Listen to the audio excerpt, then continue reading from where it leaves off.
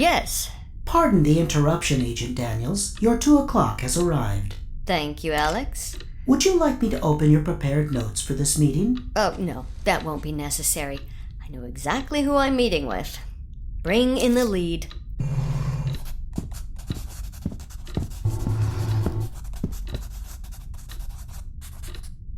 Thank you for seeing me. I understand this is very short notice, but important things often are, aren't they? Well, damned if you haven't summed me up in a nutshell. I trust the facilities we've provided are to your liking, Agent... Daniels? Oh, Captain Whedon, you are far too trusting. Please, take a seat. I would, but then there'd be nowhere to sit. Sorry, little joke there. Ha ha ha. Very little. Please. Great chair, great office. We really nailed this one. Tell me, Agent Daniels, what brings someone as lovely as you to the hub? I doubt you came all this way just to see Captain Whedon. Oh, but I did. Well, lucky me. Or should I say, lucky you. What say we get out of here, head to the commissary, and I'll see if I can rustle up a nice bottle of synthetic wine. Synthetic wine. No, I don't think it would be appropriate for me to socialize with someone I'm investigating. Investigating? That's right. I'm here to discuss the missing cadets, Thomas Meaney and Richard Llewellyn. Why don't you get right to it?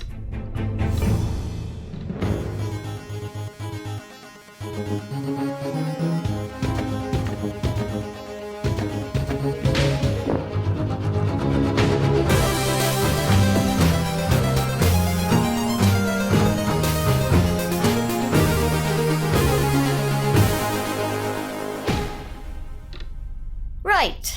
So, Wilson Whedon. Captain Wilson Whedon. For now. And what does that mean? We'll get there. And this is about Meaney and Llewellyn, you say? And Lucas. Yes. The lead service feels it's important to collect as much detail as possible on the events surrounding their disappearance. Right.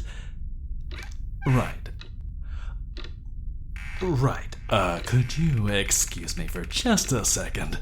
Excuse you, we've barely even started. That is true. Excuse me.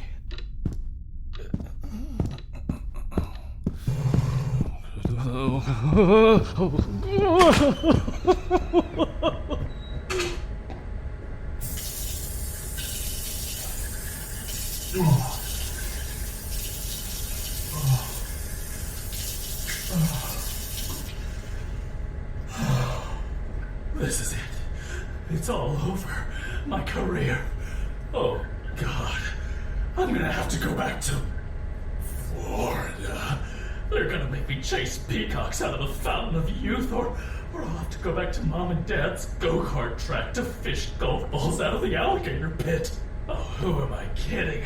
I lost 2 whole cadets. And Lucas! The service is sending me straight to jail. Oh, God. Decades of the service down the drain, and it isn't even my fault. And it's not my fault. Oh, of course it isn't. Lucas was responsible for Meaney and Llewellyn. Agent Daniels will see that. It's obvious. The service can't pin this on me. I was the first cadet to score 100 on the fatality simulator. The first to spend 16 hours in a Mark V without vomiting. The first captain to break the Kinsey scale. I have a glowing track record. The second largest collection of slicers of anyone in the service. I'm Whedon, damn it. I will not let it end here. Yeah, it wasn't my fault. It was all Lucas. Him and his stupid JumpShip. Half the equipment in that thing didn't even work. And who names their ship the Flurry, huh? A real captain names their JumpShip after something majestic and strong and sensual, like my ship, the Horse.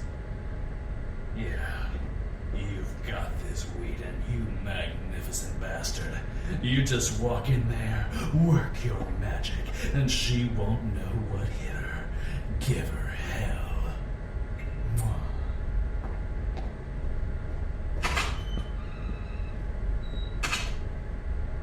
Did he know we're in here?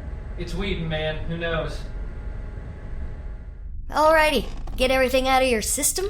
More or less. Shall we begin? We already have. Now, I'd like to begin by revisiting... Don't you want to go over my records before this? My achievements? Achievements? Oh, right, yes, the Kinsey scale. No, I think it's best if we stick to your role in this little situation. Right. Sure. So, to recap, during a recent IO Academy Cadets visit to the hub some months ago, Cadets Thomas Meaney and Richard Llewellyn went on a field training exercise with Captain Jason A. Lucas. They sure did. They departed in Lucas's jump ship, the Flurry, at approximately 1100 hours and were scheduled to return 2 hours later. However, the Flurry never returned. To date, neither the captain nor the cadets have been located, and trackers have been unable to trace their movements through the multiverse. The lead service has officially declared them missing. Is that everything so far? So far? And what do you know about the missing cadets? Well, I know they've been inseparable. They sat next to each other the whole year. Meanie's very eager, very capable. She's a phenomenal problem solver, but stubborn. If we had a Kobayashi Maru, she'd refuse to leave the simulator until she'd solved it. Llewellyn, on the other hand, he doesn't seem to want to be in the academy at all. He's rude, obstinate, passive-aggressive. You get the feeling that the only movies he watches are the ones he hates so he can trash talk during the whole thing. Some of us liked cats, you know? Anything else? Well, Meanie's mom was a lead, now retired. Llewellyn has failed training on multiple occasions. Oh, so this wasn't his first visit to the hub? No, it was his 5th. He has incredibly high aptitude scores. Highest I've seen since myself. But every year he tanks his finals. He'd have been dumped out of the academy, but he has potential. It wouldn't be fair to him or to the service to let him go. Yeah, and yet... what about Captain Lucas? What was he like? Huge mustache. Something of a free spirit, bit of a loosey-goosey approach to ship maintenance. But the Admiral likes him, and he has a good mission record that's positively riddled with commendations. Did I mention the mustache? You sure did, yeah. Good. It's sizable. It's a mustache of size. Pretty sure I saw a fully wrapped Werther's original nestled in there once. Just remarkable plumage. One of your best? Mustaches? Captains. Oh, yeah. I mean, almost as exceptional as me. You know, you seem to compare a lot of the other officers in the service to yourself. Well, wouldn't you? Let's go over their field training exercise. I believe they were assigned a handful of transpositions to investigate. Persons or objects that had been transposed from one universe to another by means other than a jump ship. Or a slicing device, yeah. Transpositions are a great learning tool. You get first-hand experience with the multiversal membrane, Dorn particles, quantum fractals, shrapnelizations. Oh, and sometimes you get cool swag. You see this watch? It was a transposed object. Snagged it in one of my very first jumps. It does have a 4th hand, though. Never figured out what that was for. Yeah, okay. So a transposition represents a solid, low-risk learning opportunity, is that right? It runs backwards like it's counting down to something. Do you think that means anything? Oh, yes, exactly. It's like a quick start guide to the multiverse. Nice, simple, safe. And yet, for some unknown reason, neither the cadets nor their assigned captain returned from their little exercise. Why do you think that is? Great question. I've been thinking about nothing else for months now, and I think I know exactly how it went down. Captain Lucas, the flurry appears to be falling through the void or exploding or some other thing. We have a catastrophic system failure, most likely. According to these readings, which I can understand because I'm smart and do my studies, it's the homing pigeon or the reversal emitters or the links. What else did he forget to keep up to date? The phase inverters? Isn't that from Star Trek? Maybe the doors fly open while we're mid-jump. Yes, if the doors open while we're jumping, that would be a disaster. If the doors open, maybe I fall out! Oh no, Llewellyn, we're on our own. Unless he didn't fall out. Yes, I'm still here, if that's not what happened. But it really could be anything. Llewellyn, see if you can read the computer terminal to find out what's wrong. I can't. I don't understand the terminal. Oh, if only I listened during training instead of being sarcastic and mean to Whedon. You're a fool and a charlatan, and you've doomed us all in this particular version of events. No, it's almost certainly my fault. I've done a terrible job of keeping my JumpShip systems maintained. Your ship has a terrible name, too. I know. I wanted to call my ship the Horse, but that handsome bastard Captain Whedon beat me to it. Oh, if only Whedon were here instead of you, we wouldn't be about to experience whatever terrible fate that's about to befall us, and we'd be on a jump ship with a much better name. Whatever's happening, it certainly isn't Whedon's fault. The ship is crashing, or possibly phasing out of existence. What else could it be? Falling into a pocket universe? Or maybe you were hijacked. Possibly. And then the hijacker starts blasting. Oh, you got me, partner! Okay, that was probably more than I needed. Right? My voice work is impeccable. I look forward to hearing it. It is interesting, though, that you assigned Meaney and Llewellyn to a captain whose attitude towards ship maintenance can perhaps be described as laissez-faire. Well, I've never been to one myself, but I consider myself an ally, and I'm sure it's a delightful experience for the community. Do you not think you should have done things differently? System upkeep is the responsibility of a jump ship's captain, not me. Admin sends out reminders, but if Lucas didn't think to do essential maintenance before taking aboard passengers, that's hardly my fault. And yet you knew the Flurry had been serviced infrequently, if at all. Captain Lucas has never had a major incident. Almost never. So interrogate him when he gets back. He deserves the attitude, not me. If Captain Lucas makes it home, Whedon, believe me, the lead service will be asking a number of questions in a variety of attitudes. Good. But he's not here. Exactly. You are. Oh. And you sent 2 cadets and a captain off to who knows where in a faulty, untrackable jump ship, possibly to their deaths. Not necessarily. It's an infinite multiverse. Infinitely deadly, Captain. But infinitely funny, too. People always forget that, infinite possibilities means infinite everything, including funny. Do you think the Devil's Playground is funny? What? You are familiar with the Devil's Playground, yes? The movie, or...? The universe, Whedon. Reality 666. The one where the worst-case scenario always happens without fail at every single potential crossroads. Do you think the Flurry could have ended up there? Up. That's not possible. Modern jump ships can't get anywhere near the DP. It's off limits. Precisely. That whole region of the multiverse is inaccessible. Even if a captain knows the coordinates, their jump ship physically would not land there. It's locked out by the system. And you think that lockout is still in effect in Lucas's ship? Yeah. So you see the predicament. You, Whedon, knowingly put one of your best captains, one of your best cadets, and a cadet with huge potential into a jump ship that can at best be described as a ticking time bomb, and at worst may have sent them to the single worst place in the multiverse. So perhaps you can see why I was not particularly interested in your prior achievements. At this point, your ability to throw up outside of a Mark V instead of on the inside, it doesn't particularly hold a lot of weight. Does it? Would you excuse me for a moment? Of course, by all means.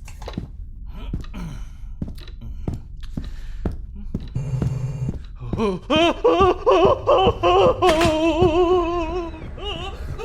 God damn it! God damn it! Hey, are you okay, Captain Whedon? Get out. But I'm still, I haven't finished. Out! Oh, Kris. Just washing my hands, okay? I'm nearly, and there's no paper towels.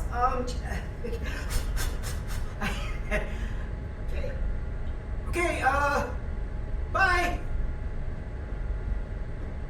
Okay, actually, before I go, operations is still waiting for, you to sign off on your forehead. Wow, that vein, that's scary. Okay, look, I'll just, reach out at a different, time than now in the potty, okay? Alrighty, okay. Good job.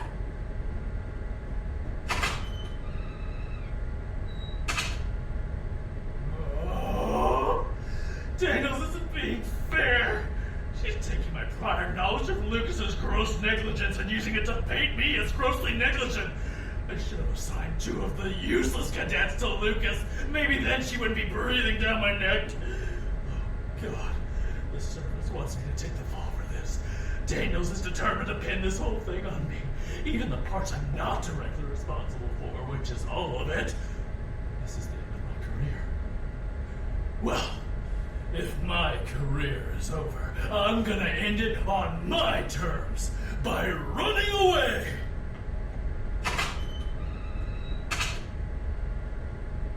I've spent so much time in this bathroom, I really should wash my hands.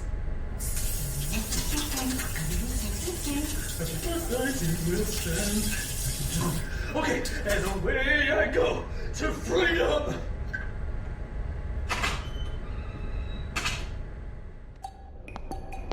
Alright, now to make a beeline to the space dock and get the hell out of here. That's right, Will. Keep moving.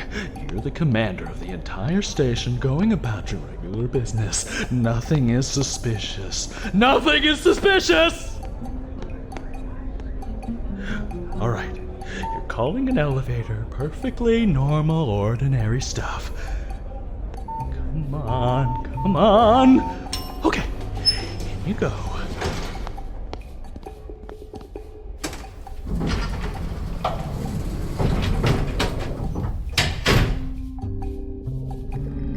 Captain Whedon? Yes! Yes, that's me. Hi. You're... I'm Doug, sir. Yes, Doug.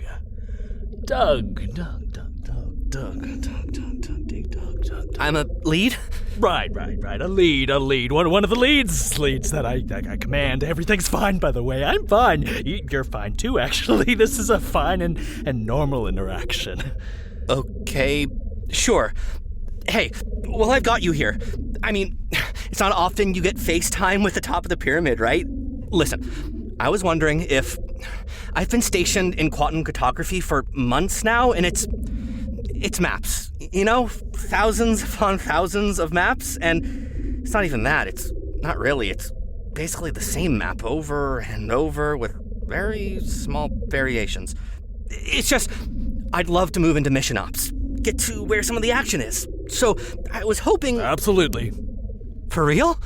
Sure, why not? Oh, man. Oh, wow. Thank you, Captain. Should I set up some time with your AI assistant to... Yeah, just put it on my G-Cal. Thank you, sir. I really appreciate the opportunity. Ooh, nicely done, me. Give a fellow captain a glimmer of hope on your way out the door. Gotta pass the holding cells, then space dock is right ahead. All I have to do is slip in, steal a shuttle, and I'm out of here. Hey, you gotta let me out! You can't keep me in here. This is cruel and unusual. Let me out of here, or I'll bust out and kick your ass. I say, this is most unbecoming. I insist you release me. Just ignore them, Whedon. Just ignore them. Keep walking, keep walking. Captain Whedon! No, my name is Pinsky. You must have me mistaken for another incredibly important lead aboard this station. Haha, very funny, sir. I had a quick one for you if you have a moment. I do not. Okay. Look, this will only take a second. See, we're getting the new Mark 12s in on Friday. That's very good, very good. Looking forward to seeing them. But if I could run something by you quickly, sir, Put it in a memo. Gotta go. But sir! Put it in a memo. Got it. Never gets done in a memo. All right, space dock. Perfect. I'll hop inside that small shuttle, fly away, and they'll never... Captain Whedon! Daniels! Yes. Were you planning on leaving before we'd finished our interview? Have I said something to give that impression? Yes. What was it? Oh, I'll quote, "I'll hop inside that small shuttle and fly away." Did I say that? Yes. Quietly. To yourself. So how could you be sure I said anything? I mean, maybe it was a sneeze. And do you typically sneeze in full sentences that incriminate you for desertion, Petal? Can I try this again? Try what? To come up with an excuse or to make an escape? Either or. I'll tell you what. Why don't you and I just mosey back to my office? I've got some little cakes. You can't prove I was trying to escape, you know. Go ahead, put it in your report by all means, but who's the Admiral gonna believe? Me or you? Me, probably. Seeing as the Admiral is the one who sent me here. But on the off chance he doesn't, I do have this little thing. Well, if my career is over, I'm gonna end it on my terms, by running away. You bugged the bathroom? But I pee in there!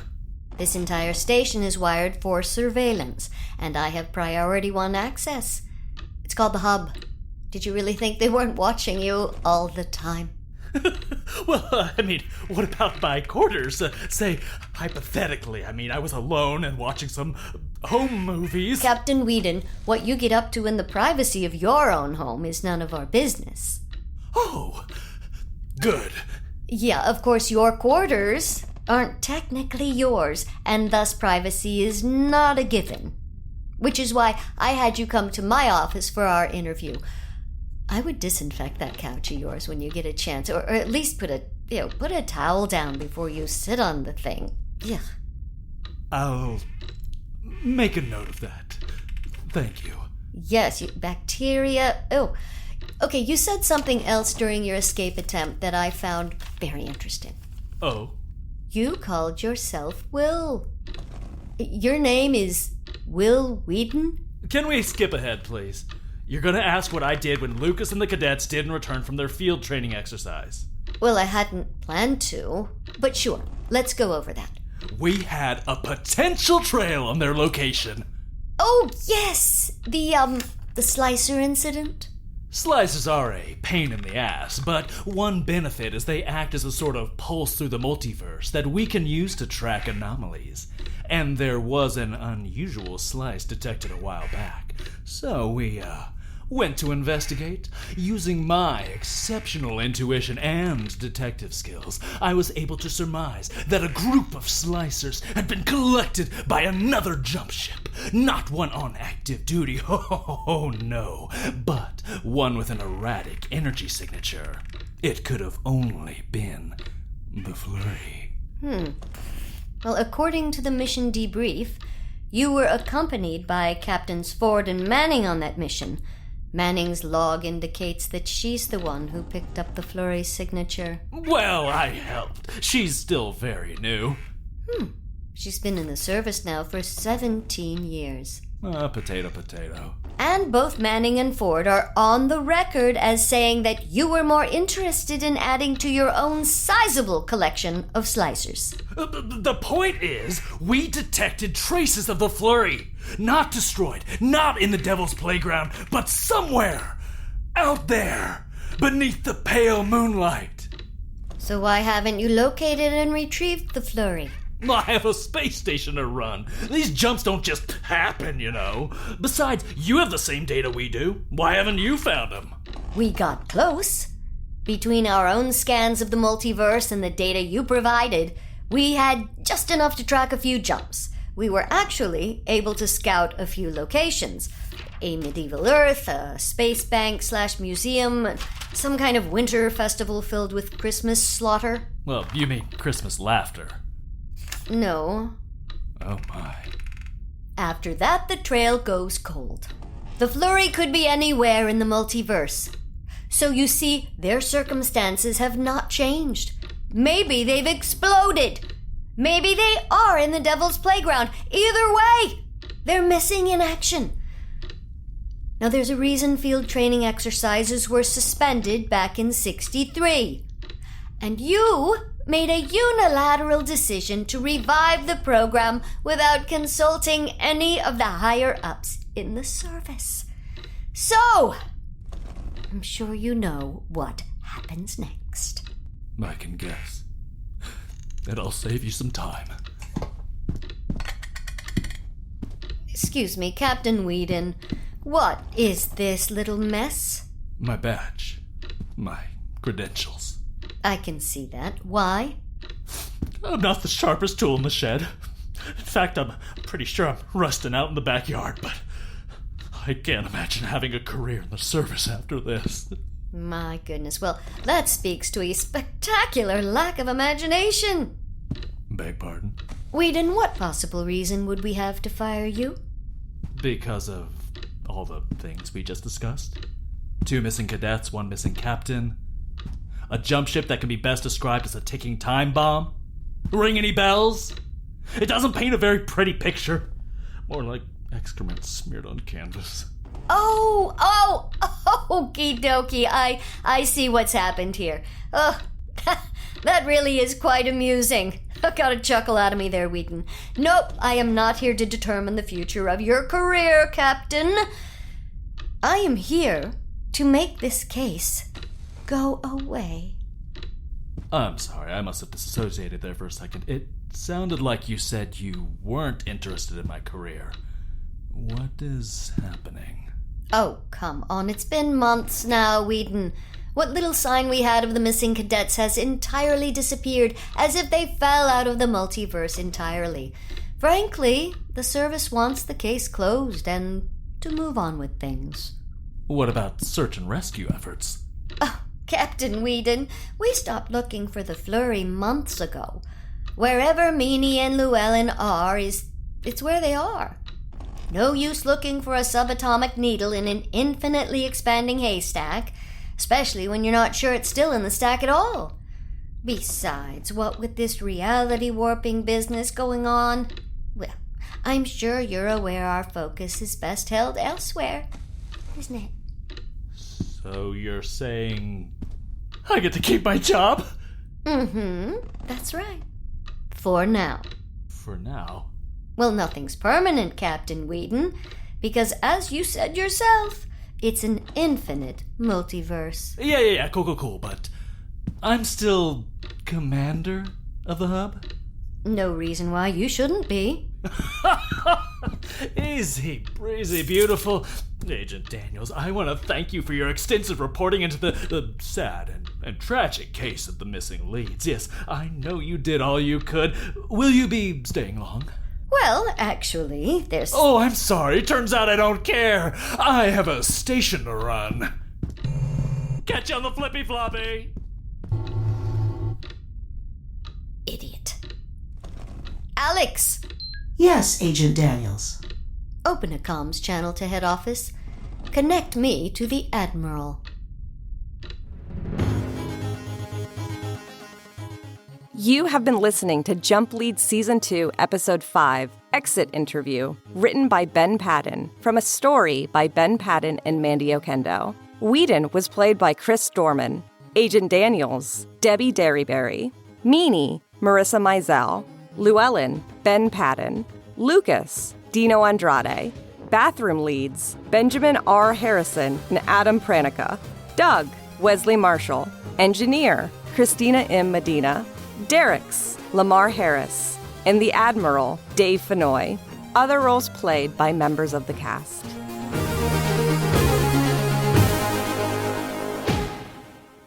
And so, Admiral, I'm pleased to report that the Flurry case has been officially closed. I would recommend that we keep an eye on Captain Whedon, not because he's dangerous in any way, but because he's an idiot. Worse, he's an idiot with an ego. True. The man has always been more concerned with seeming important than actually being useful. And no doubt he'll do something else in the next year or so to try and get his name in the record books. I appreciate your hard work, Agent Daniels. I would have seen to this myself, but I can't do everything everywhere all at once. Speaking of which, any developments with the Null Zone? Well, to be frank, Admiral, we're still trying to figure out what it is and why it's siphoning energy. But wherever the power's coming from, it's going into the Null Zone and outside of the multiverse itself, which shouldn't be possible. I have a worrying suspicion it may threaten the whole of reality. That's the trouble with infinity. It's everything, even the thing that will collapse it all one day. The multiverse is infinitely deadly. True. But infinitely funny, too. Why did you say that? Pardon? Do you think anything we've said here today has been particularly funny, Agent Daniels? No, I don't. Just remembering something someone said to me recently. It was Whedon, wasn't it? It was Whedon, yes. Oh, that jackass. Editing and sound design by Ben Paddon. JumpShip engine sound by Shaun Lile. Music by Becca McLinn. Theme music by Professor Shy Guy. Check out his music at shyguy.website. The script editor was Mandy Oquendo. This episode directed by Dino Andrade and produced by Dino Andrade, Mandy Oquendo, and Ben Paddon. Special thanks to Wendy Pretty at Uxbridge, Shimoda. Jump Leads created by Ben Paddon.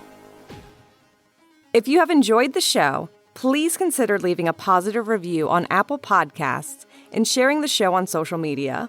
You can also read the original webcomic at jumpleads.zone and support production of the show at patreon.com/Ben Paddon.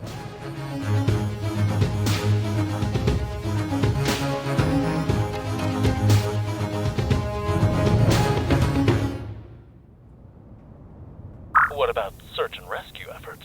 Search and rescue? Oh, Captain Whedon, we stopped looking for the Flurry months ago. Wherever Meaney and Llewellyn are, it's where they are. No use looking for a subatomic needle in an infinitely expanding haystack.